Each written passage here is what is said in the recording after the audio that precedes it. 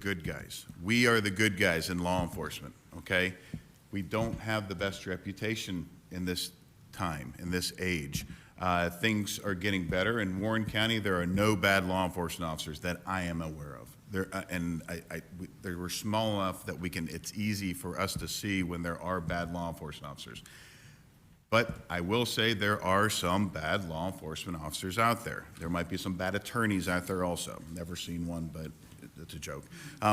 That being said, law enforcement needs to be the good guys again. It's hard for law enforcement to be the good guys when you're arresting someone that 62% of the country believes should be legal. So we're arresting people for something, a plant, that the majority of Americans think should be legal. 54% of Republicans and 68% of Democrats believe recreational marijuana, adult use marijuana, should be legal.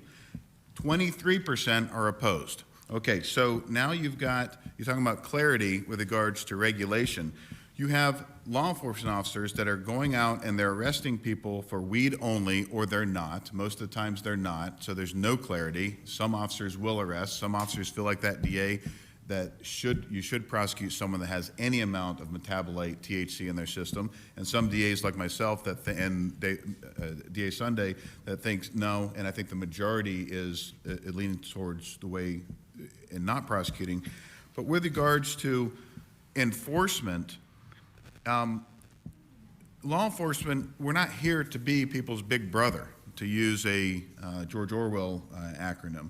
We're here to be the good guys. And how do you trust law enforcement when, oh my gosh, you might not smoke weed, but there's a lot of, or eat edibles or whatever the case may be, but you got friends that do, and it gives you an automatic bad taste in your mouth when you're thinking, oh, it's the police, better hide my gummy, or better hide my joint, or whatever the case may be.